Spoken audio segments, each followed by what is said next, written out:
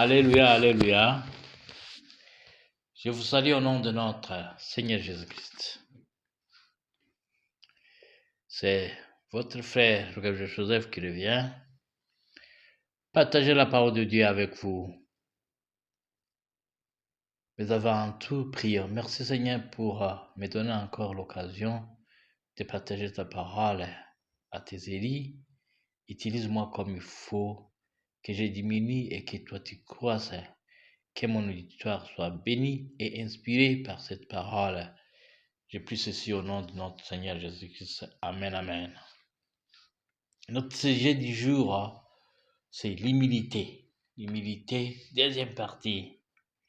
La première partie, nous avons parlé au sujet de l'orgueil. Nous avons essayé de le définir et de donner ses méfaits. Aujourd'hui, nous allons parler au sujet de l'humilité et nous allons donner ses bienfaits et quelque part, nous allons la comparer avec l'orgueil pour vous permettre de beaucoup comprendre l'humilité. L'humilité, c'est ce sentiment, c'est cet état d'esprit de quelqu'un qui a conscience de ses insuffisances, de ses faiblesses et porté à rabaisser ses propres mérites. Ça, c'est la première définition. Une deuxième définition, l'humilité, c'est reconnaître que Dieu est tout et qu'on n'est rien sans lui. C'est reconnaître que dans la vie, nous y sommes pour rien et qu'avoir besoin des autres est le plus important. Pour comprendre mieux ce concept d'humilité, comparons l'humilité à l'orgueil. Premièrement, l'humilité est une force, tandis que l'orgueil ou l'arrogance est une faiblesse. Deuxièmement, l'humilité conduit à la sagesse, tandis que l'orgueil amène à la honte. L'humilité conduit à l'honneur, tandis que l'orgueil conduit à la ruine ou à la chute. L'humilité renvoie à la richesse, à la gloire et à la vie, tandis que l'orgueil conduit au péché, comme il est écrit dans Proverbe 22:4. Il est écrit: les fruits de l'humilité, de la crainte de l'Éternel, c'est la richesse, la gloire et la vie. Des épines, des pièges sont dans la voie de l'homme pervers. Pervers signifie personne qui aime accomplir des actes cruels et immoraux. L'orgueil aussi fait partie de ces personnes. L'homme humble attire vers lui la grâce de Dieu ou la faveur de Dieu. Pour l'orgueil, Dieu le hait tout coup. En fait, l'homme humble fait que d'autres personnes s'approchent de lui, tandis que pour les orgueilleux, les autres personnes le fuient. Voilà. Comment alors peut-on reconnaître qu'un homme est un homme humble?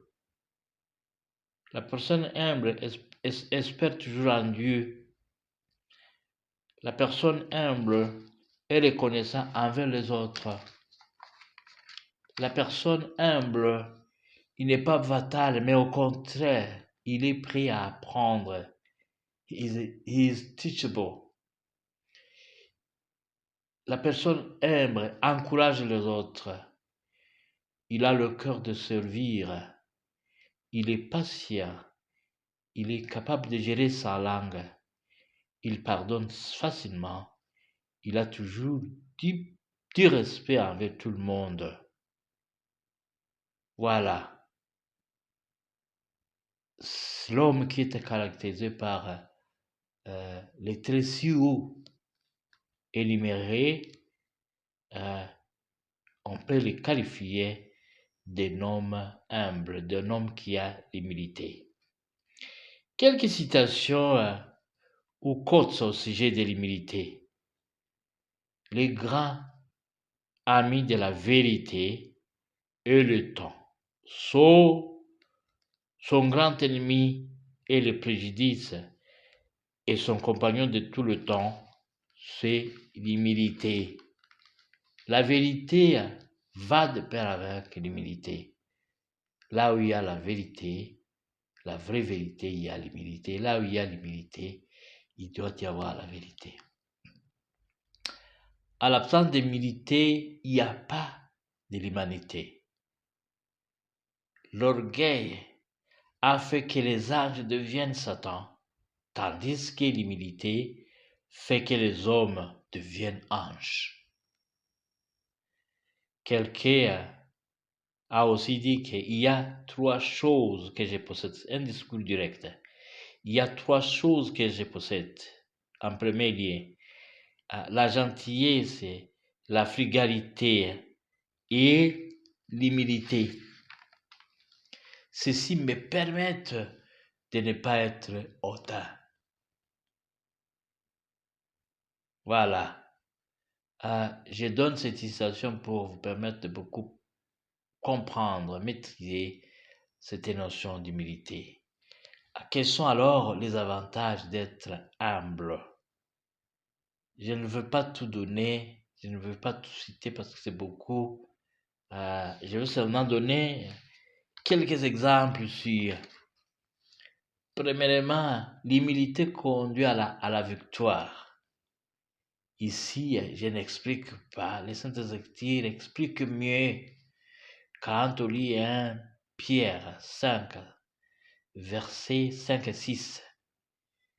Humiliez-vous donc sous la puissante main de Dieu, afin qu'il vous élève au temps convenable.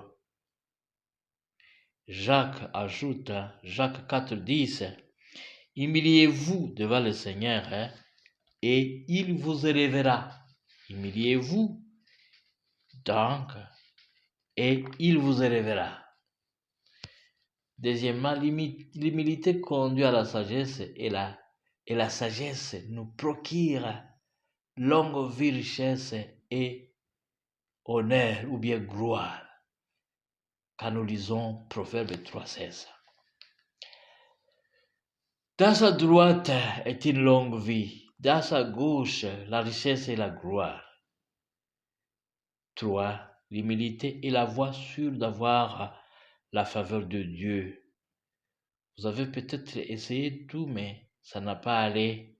Mais essayez à être humble. Je t'assure que ça va aller. Dieu vous élèvera. 4. L'humilité est un prérequis du réveil, ou bien l'humilité précède le réveil, ou l'humilité conditionne le réveil, comme il est écrit dans des Chroniques 7, 14 jusqu'à 16. Il est écrit: si mon peuple sur qui est invoqué mon nom s'humilie, prie et cherche ma face, et si se détourne de ses mauvaises voies, je l'exaucerai de cieux, je lui pardonnerai son péché et je guérirai son pays. Amen, amen. Ici, nous voyons que l'humilité est aussi une condition de l'exaucement de nos prières. L'humilité est une condition d'être pardonné par notre Dieu. L'humilité, c'est aussi une voie sûre de guérir notre pays. Pourquoi pas de guérir nos familles? Pourquoi pas de guérir